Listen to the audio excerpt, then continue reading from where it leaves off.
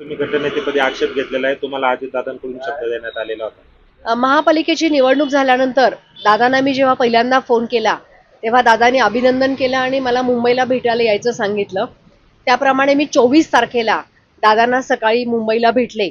मुंबईला तौलनिक संख्याबळ वगैरे सांगितल्यानंतर दादांनी मला सांगितलं की तुला गटनेता म्हणून महापालिकेमध्ये काम करायचंय आणि 10 वाजता तटकरे साहेब येणार आहेत, त्यांच्याशी चर्चा करू असं सांगितलं. 10 वाजता तटकरे साहेब आल्यानंतर त्यांच्याशी आमची चर्चा झाली. नंतर माणिकराव कोकाटे, अर्जुन केळे या सर्वांची चर्चा झाली आणि दादांनी स्पष्टपणे मला सांगितलं की तुला गटनेता म्हणून महापालिकेमध्ये काम करायचंय.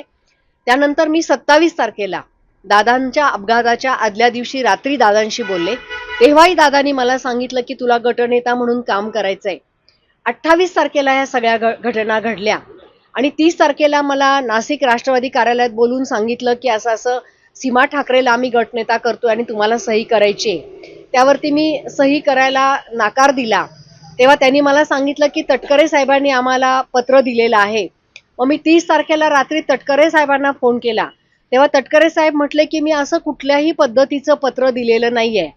तेव्हा मी सांगितलं की हे लोक सांगतात की तुमच्या नावाचं पत्र आहे. तेव्हा म्हणे की माझ्या पत्राची कोणीतरी स्कॅन कॉपी केली असेल किंवा माझी पत्र मंत्रालयामध्ये असतात ती पत्र कोणीतरी घेतलं असेल आणि असं कुठलंही पत्र मी दिलेलं नाही असं तटकरे साहेबांनी मला स्पष्ट सांगितलं आणि त्यावरती अजूनही मला खुलासा झालेला नाहीये. राष्ट्रवादीवाले म्हणतात की तटकरे साहेबांचं पत्र आहे. तटकरे साहेबांनी मला कुठल्याही पद्धतीचे निर्देश दिलेले नाहीयेत.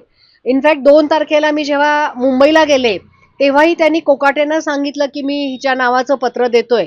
त्यामुळं मला प्रदेशाध्यक्षांकडून कुठल्याही पद्धतीची स्पष्टता अजूनही मिळालेली नाहीये.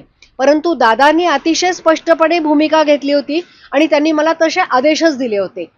या ठिकाणी मुख्य मुद्दा असा येतो की दादांचा मृत्यू झाल्यानंतर दादांच्या मृत्यू आडून कोणी राजकारण करतंय का, कार्यकर्त्यांना खच्चीकरण करण्याचा कोणी प्रयत्न करतंय का आणि आपापले पॉलिटिकल स्कोअर सेट करण्यासाठी आपापल्या ताब्यामध्ये सत्ता येण्यासाठी कोणी कार्यकर्त्यांच्या सोबत घाणेरडं राजकारण खेळतंय का, हे सगळे प्रश्न या ठिकाणी अनुत्तरित आहेत आणि ह्या प्रश्नांचा शोध लागल्याशिवाय, या प्रश्नांवरती स्पष्टता आल्याशिवाय मी कुठल्याही पद्धतीच्या गटामध्ये जाणार नाही असं मी स्पष्ट ठरवलेलं आहे.